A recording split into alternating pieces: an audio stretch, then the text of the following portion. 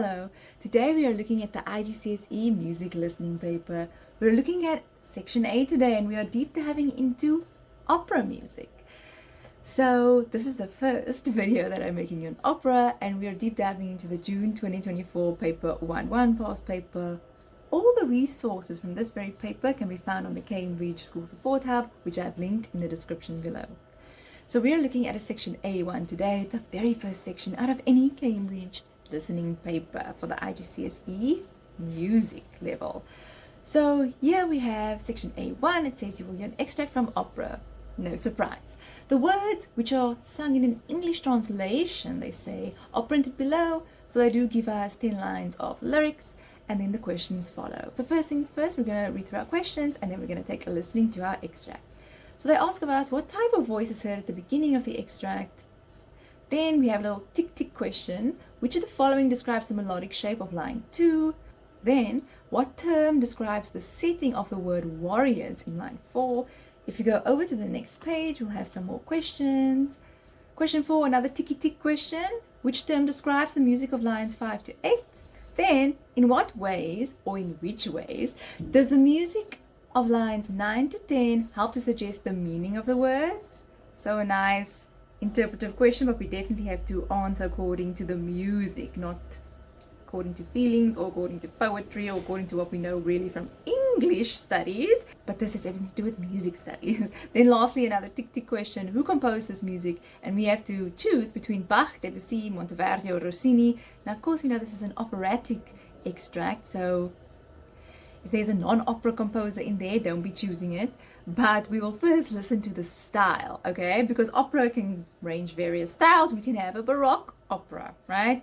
Then we have classical, romantic, of course, and modern. So let's see where our style lies. When I see that Cambridge is giving us an operatic extract, I can already think, somewhat borderline romantic opera. I'm just thinking before I even hear the extract. But let's take a listen. I think the other types of operatic styles are more specialized and, you know, it takes years in the field to be able to listen to that, and if it's your niche thing, that's what you do. But at this level, school level, when you're 16 years old, no, it won't be that. So I have an idea of what it could be already, but let us take a listen to the listening and then we can confirm. Now they don't ask us from which time period this extract comes, but we can already, you know, think about that once we listen. We can talk about that afterwards, but let's deep dive into our listening and then we can answer our questions. Now listen to music A1 and answer the questions.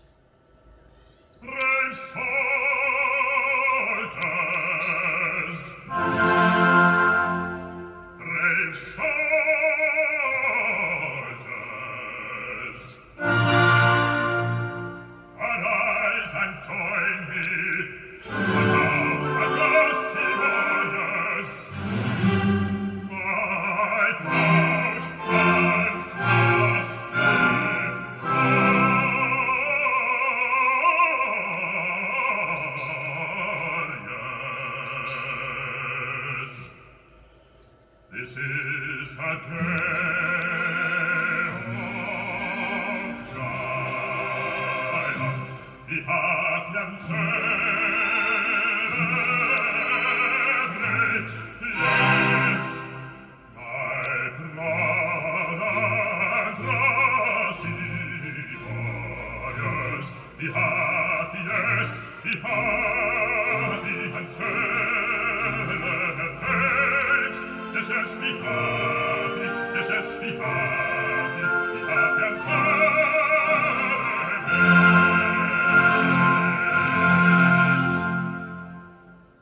Our voices lift us praise, beyond eternal days. Our voices lift us praise, beyond eternal days. There we go. So that is our extract. A little bit of a lengthy one, but it does give us a lot of information. So let's hop into our questions. So regarding style here, I can definitely hear elements of late classical as well as early romantic in there. And then that already just gives it away. Uncle Rossini, if I'm thinking about the very last question. So we can go ahead and tick that this is definitely composed by Rossini.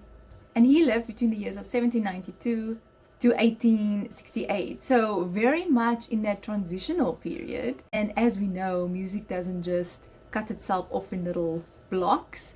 We actually have very organic changeovers, and a single composer can be over two types of broader genres, and they can incorporate elements of what we know as both, just looking from a historical perspective, because in that time they weren't thinking, oh wow, yes, I'm living in classical, I'm on my way to the romantic period. They didn't know, just like we don't know what style we're living in really now and where we are going to. Only people much later will come and study our period in time and then give us a name, right? So back then they didn't think about this the way we're compartmentalizing classical period, romantic period. So Rossini is one of those that's in the middle, according to our brains now. And Rossini was definitely brought up hearing 18th century operatic music, and much of his best known music is still classical in style, but he matured a lot and developed a lot in his writing, and definitely by the end of his career he was writing in a more romantic style as what we know it and compartmentalize it to be from a modern day 2024 perspective. But yes, that's a mouthful, but at question 6 we're just going to go ahead and tick that last block, Rossini. So we answered that, and I think we're just going to go then back to question 1.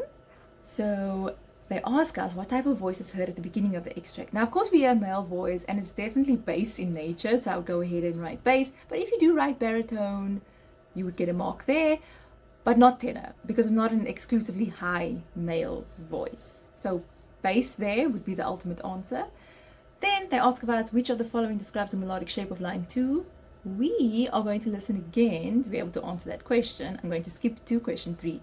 Which term describes the setting of the word warriors in line 4? And there on one word, and also even on the syllables of the word, you have many notes, and what we call that is a melisma. Then the next page, which term describes the music of lines 5 to 8, and that'll be aria.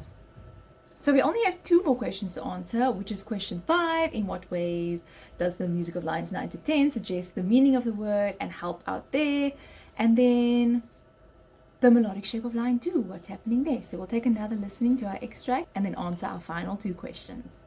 Music A1, second playing. Brave soldiers,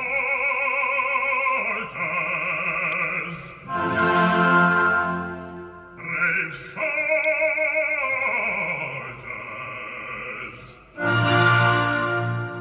arise and join me, unbound and dusty warriors, my proud and trusted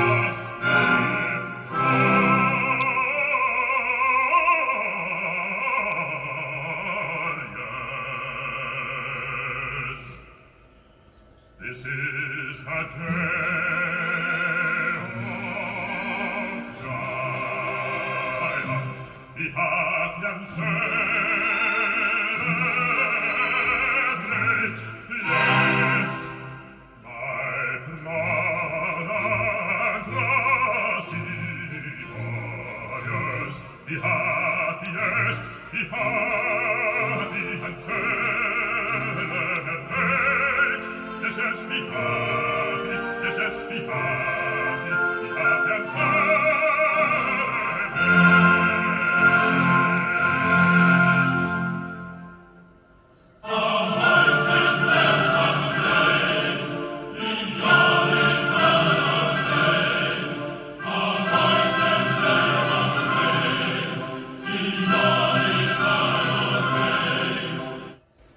There we go. So we can answer our final 2 questions. And upon listening to that for the second time, if I was to exclusively put it into a time period, if I was forced to, I would definitely say this is romantic, more romantic in style.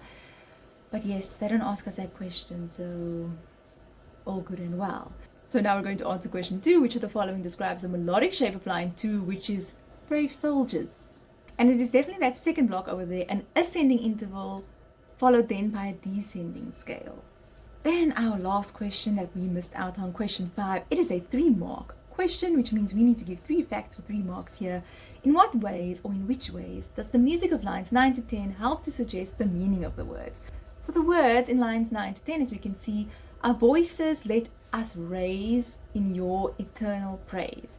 Our voices let us raise in your eternal praise. So, how does the music actually bring out this meaning? Well, there are many voices, the chorus, who sings this, and that really reflects the our voices let us raise, right? They definitely do represent in a group of soldiers or warriors in this case. The music is loud here. The music is also faster, more energetic, so to speak. The music is higher pitched, and there are tenor voices, those high male voices that join along here. And there is a large rising interval here that could represent praise and raising. Ooh, a nice poetic interpretation there, but it wouldn't be wrong if you wrote that down.